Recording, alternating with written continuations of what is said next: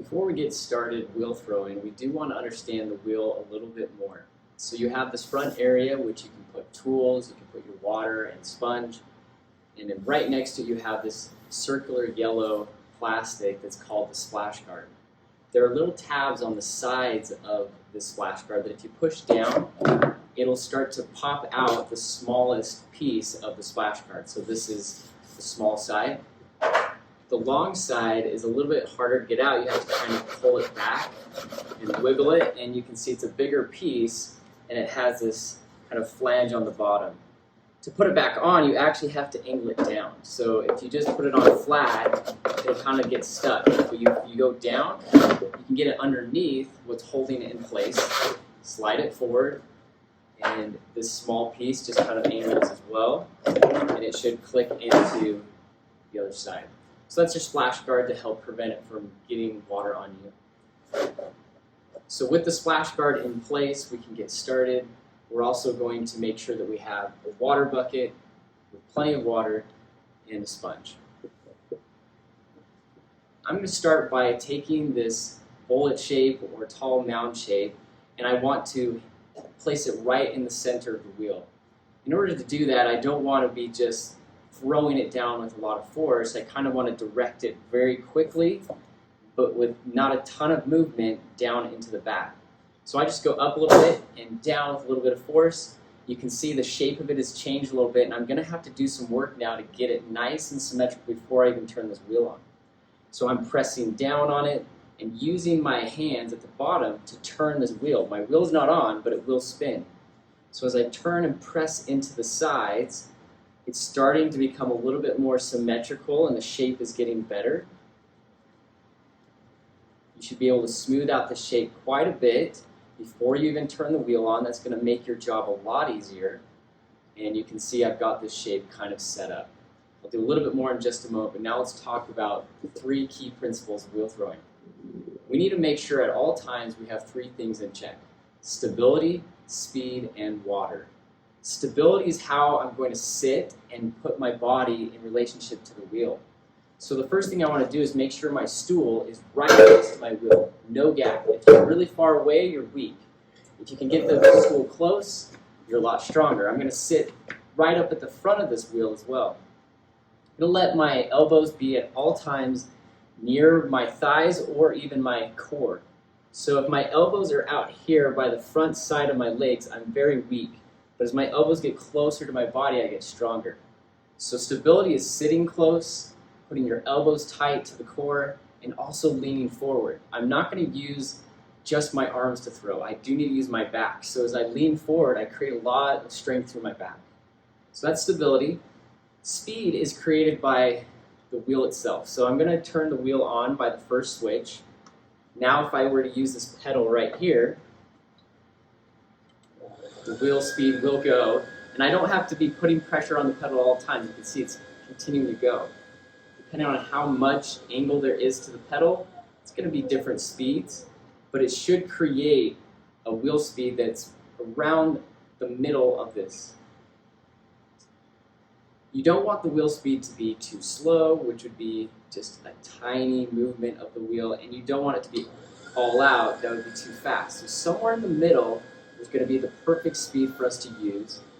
And this speed is something that, as a beginner, you actually have to think about every time you start the wheel. Every time you start the wheel, you're going to need to find a speed that's around this medium. If it's too slow or too fast, it's going to be a lot harder for you.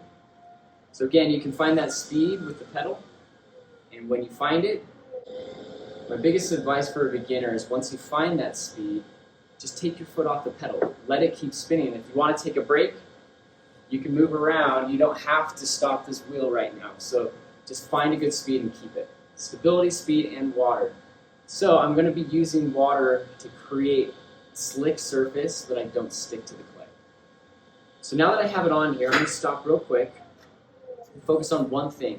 The very bottom edge of this clay, I want to make sure it's spread to the bat. We call that sealing the deal. So before we even start, I want to make sure I put a lot of pressure on that edge that's touching the bat. It should flare out and no water should be able to get underneath that. Also part of sealing the deal is creating a good, consistent shape, which I've already done, and that way I can start. So I'm going to find that medium speed. You can see while I turn the wheel on, it's not wobbling too much. That is a really good thing. If it's wobbling a lot, you might as well stop the wheel and get it a little bit better. It's going to make things a lot easier. So let's add the water. You can see I'm going to add water to my hands and to the clay, and I've created this nice glazed surface. So I call that glazing the donut. So the first step of wheel throwing is called centering. Centering is kind of two phases, bringing it up and bringing it down. So when I bring it up, I call that coning, and I'm going to do two things with my hands. The first hand, this is my left hand, and if you're right-handed, these instructions apply perfectly to you. If you're left-handed, you'd have to switch what I'm saying. So a right-handed person is going to use their left hand and create this L shape with their hand. At the very bottom of their hand, right here at the base of the palm, is where I'm going to create pressure into the clay. I'm going to do that not by moving my arm, but by leaning forward. If I lean forward, my arm and hand are going to move into the clay, and that's what I want to do to create pressure. To counter that, I'm going to use my right hand in kind of a hook shape and pull into my hand. A little bit of movement up and a little bit of movement in. We're going to actually re-glaze the surface with water because I know how important that is. Water is going to prevent it from sticking, and I don't want that to get in the way of that pressure I'm creating. So as I put pressure in, I'm going to lean and then slowly move up to the top. You don't need to make this incredibly high. What I've done right here is as far as I would go. I wouldn't make it any thinner, any taller. I still want a stable shape. So you can see the bottom is wider than the top, and that's a good thing. This is called coning. We're going to re-glaze our hands and the clay, make sure it's wet at all times when we touch it. I'm going to put my hand back into this L shape, focusing on that base of my palm. But I'm going to create a pressure with my thumb on top of the clay, and I don't want my thumb to just be wiggling around with nothing supporting it. So what I'm going to do is bring my 3 fingers forward, and my thumb will drop right on top of that. So this shape is going to be used in centering the clay when I go down. I'll place my pad of my thumb right on top of the clay, and I'm going to create a pressure down, diagonal, and in with this hand alone. So I want to prove that most of this step is done with the left hand only. As I start pushing down, you can see I'm centering this quite well, and I don't even have my second hand working. The second hand will help you, but it's not the biggest part of the step. What I want it for is to kind of support pushing down the middle of the clay. So what I'm going to do is create a karate chop shape and set it right next to my thumb. Here's where I'm going to create that same pressure down, diagonal, and in. And it's forcing this clay into a compact shape that we call a biscuit. So as I hold still and let go very gently, you're going to see it's a very compact biscuit shape. Alright, so we're talking about how to create a centered biscuit, and one of the challenges for a beginner is that this spinning motion often can throw you off as you're trying to create the shape. So when you think about stability, that's where I told you to put your stool really close to the wheel. I told you to put your elbows really close to the core of your body. Even leaning forward is part of that stability. That is extra important in this step because it sets up everything else. If you see someone making a really cool bowl or a tall cylinder, sometimes we jump ahead too fast and we forget that everything depends on if we got this biscuit to be stable. So if I look at it, and you can see in the up-close perspective that this is not wobbling at all. It's not moving side to side. But let me give you an idea of what it looks like for an average beginner when they're trying to center. You can see this wobbling effect. And people get really excited and they just want to start making a hole in it and make it tall. But you can't go on until this has been totally centered. So create a stable base by getting close. Your elbows are close to your body. And the next thing I want to point out with stability is how tense your hands are going to be. So if my hands are loose and I press against this, odds are the clay will push me and I'll kind of be mimicking whatever the clay is doing. Well, you have to almost tense your hands to the point where if someone were to grab your fingers while this was happening, you wouldn't see any movement. So when I'm stable, the clay mimics me. and it just follows whatever shape I created. So let's get back to that cone shape, and I'm going to do it one more time so you can see the biscuit. My thumb drops on top, my 3 fingers are supporting that thumb, and now as I go down with the karate chop, I'm doing all of this with very tense hands. So if the clay were to start to put pressure into me, let's say it's wobbling, I tense my hands up, I lean into it, and I don't want to get that clay moving at all. And now that it's centered, I gently take my hands away. Sometimes you run into a problem if you did an amazing job centering. So you center it really good, but if you leave the clay quickly, sometimes you leave a little bit of wobble right there at the end. So I'm going to try and make sure as I leave my clay to do it very gently to not create any wobble. At this point, I do a little bit of a cleanup, make sure the bat and my hands don't have a lot of gooey clay, and I'm ready to move on to the next step.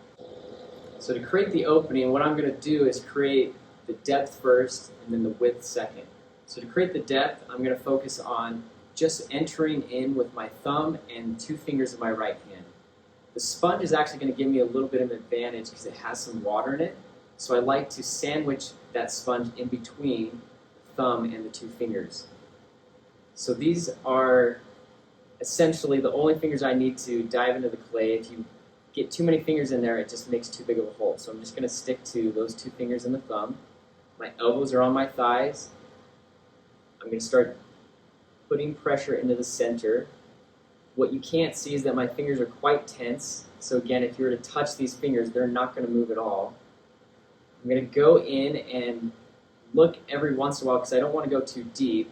Just double check that I haven't gone too far. When I feel like I've gone deep enough, now I'm going to focus on the width. And I want you to visualize the hole right now is in a V shape, and I want to get the shape to be more like a U or a field goal. And in order to do that, I don't need to widen the top of the hole, I just need to widen the bottom of the hole. So if you can get your fingers down to the bottom, what you're trying to do is put pressure on that bottom corner to open it up. So here's how I do that. I take my thumb, my sponge again, and my 2 fingers, just like I did when I created the depth. What I'm going to do is press my middle finger almost to the side of my thumb. So without the sponge, it looks kind of like this. So this was the depth. This is me creating the width. I'm just slightly moving my fingers over the side. Those 2 fingers are going to pull back on this opening to open that bottom corner. So while I put the sponge in there, it does cover up my thumb, but just imagine what I was just showing. My fingers are side by side right now, and I'm focusing on just the tips of my fingers, and I'm pulling back towards myself. Notice my elbows are still anchored on my thighs. I don't want it to be too wide, but once I feel like I've got some width, I'm going to pause and double check the size with my sponge. So it should be about the width of the sponge. And I'm going to go a little bit more. And that looks about right. Now, what are the challenges for a beginner?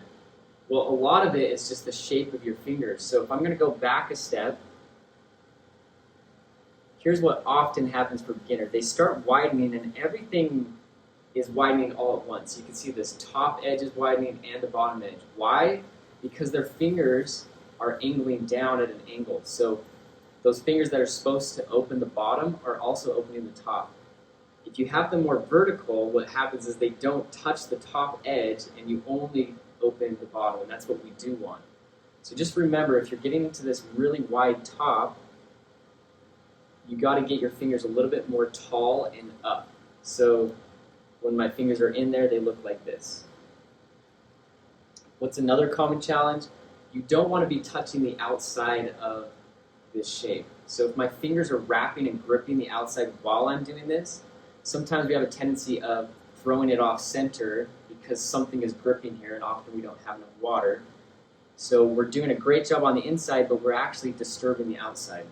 So in order to fix that, just make sure your fingers are kind of flared out and not touching the outside of that donut shape. So let me get back to a good opening, and there we are. It's about the width of the sponge. We're ready for the next step.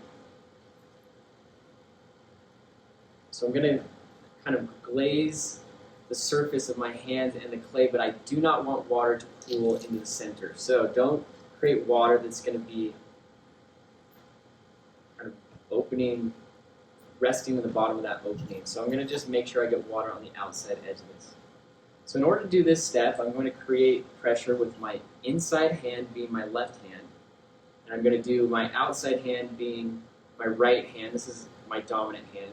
And I'm going to hold the sponge in a way that my thumb is somewhat in the middle of the sponge, and my fingers are on the front of the sponge. So thumb is tucked back a little bit. Don't put the thumb right on top of those fingers. I'm only going to use the 2 longest fingers of my left hand, so I'm not going to stick all 4 fingers in there. I'm just going to use the 2 tallest fingers. And I'm going to focus on the fingertips. So as I do this, I'm going to place my hand at an angle that's corresponding to the wheel. So think about the wheel as a clock face, and the front is 12 o'clock, the back is 6 o'clock. I actually want my arms as close to 6 o'clock as possible, and a beginner has a hard time doing this. They put their elbow all the way out here because they like to see what they're doing. Well, that's really weak. Anytime my elbow is this far away from me, I don't have a lot of strength.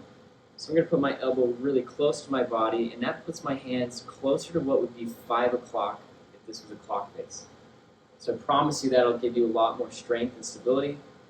I'm going to use all 4 fingers behind the sponge, and you can see here's the 2 hands kind of mirroring each other. The thumb should always bridge and touch. That way they're connected and they kind of operate as one force. Get a little bit more water here before I start putting pressure. I'm going to put pressure with all 4 fingers, and gently you'll see a little bit of grooves forming, almost like you can see where each fingertip is. Once you see those grooves, you can then start moving up and diagonal. Just really slowly move your fingers in and up. My inside hand didn't really move that much, but my outside hand pressed into that. What we just did is we changed it from a donut shape to more of a mound. We call this doming. What we're trying to do is get the clay to want to go taller. And if we don't do this step, it's really hard to get something tall because our shape used to be really low, flat, and thick. So this donut shape is not really a great shape to work from if we wanted to get tall. So as I do that doming step one more time, you can see my fingers groove in, I move up and diagonal, and now it's already closer to that cylinder shape that I want. I'm going to clean off my hands one more time, make sure I enter this last step with as much focus as I can get. So here we go. The last step is called pulling, and it's essentially the same thing as doming, except for I'm only going to use 2 fingers with the hand that's holding the sponge. So 2 fingers on the inside, 2 fingers on the outside, and they're going to be both at 5 o'clock. Now here's how I do this step. I first focus on getting the clay that's at the very bottom. I push a dent underneath that clay, and then I move it up to the top. So this step is called pulling, not pinching. So it's not just pressure in and out. What it actually is this outside hand is going in and up. So it's moving the clay upwards, and so I have to get underneath it first. So when I do this step, I'm adding water again very carefully to not pull it into the inside. Get it on my fingertips. I'll mainly put pressure with my middle finger on this outside edge. So here you can see the bottom edge is now changing. It's getting a small dent at the bottom. You can clearly see that space. That gives me the chance now to be under the clay. Once I do that, I'm going to tilt my hands just slightly so I'm focusing on a pressure that's now more upwards. And I will move slowly up. At the same time, my inside hand is moving up. They are mimicking each other. And when I go through the top, I don't pinch my fingers together. I just kind of float through the top. And that would be 1 pull. You can do as many pulls as you want. I just like to start by doing a gentle pull, and I just slowly move the clay up. A common problem for beginners, they push way too hard. So my biggest caution for you is to gently change the clay. So the first step is creating the dent. The next step is moving the 2 hands up at the same rate, slowly changing the shape. Now you can see it's getting taller. consequently, it's always going to get thinner the taller it gets. So you have to be aware that you can't just keep forcing the clay taller and taller. You have to be aware of where does it feel thick or thin. If it gets too thin, this will tear. So I just want to be careful to not do too much pressure. I'm feeling the thickness. I can feel a little bit of thickness at the bottom. So I'm going to do one last pull and really only put pressure on that bottom portion.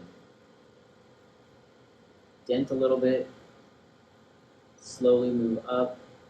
And you can see I've got a nice looking cylinder. What's one common problem with this phase in pulling is we often get a shape that's tilting outwards.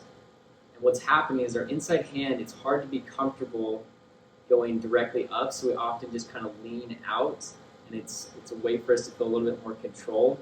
But what it's doing is it's stretching the clay that we don't want it to. So in order to correct this, you have to think about your outside fingertips, this middle finger and this pointing finger, as controlling the shape. And if they go directly up, they force the clay into a shape. There's no other option. The clay has to go that direction. So when I finish a pull, I'm really aware to let my middle finger on the outside hand go straight up, and that should correct it. So now we have this, let's look at how we would grade a cylinder. I'm going to do something with a wire tool right here. I'm going to cut it in half all the way through the middle. I'll pull it towards one side. I just pulled it towards me, which means I can pull off this whole piece, which you can now see. I'm going to flip around the other side. This is the side that I'll grade, and we have these little graders that you can use to look at different phases of what a good cylinder contains. So the first thing I can look at is the width. It says 2.5 inches at the bottom of this grader, so if I were to stick this into my cylinder, you can see it's pretty much 2.5 inches at the top and pretty close at the bottom. We want it to be as close as we can get it. The next thing is this little notch over here. That's the thickness of the clay that we want, which is about 3/8 inches thick. And you can see if I place it next to the cylinder, you can see it's pretty consistent and it's not getting too thin. The last thing is the height. Each one of these notches is a different height, and what I do is just naturally place it next to the cylinder, and if it can touch that top notch where it's taller, that's 100%. Each notch after that is just 5% down, and we want to get a minimum of 3 inches, which is this first notch right here. So that's how we grade a cylinder, and we make 2 cylinders for our first project, and we average the grade.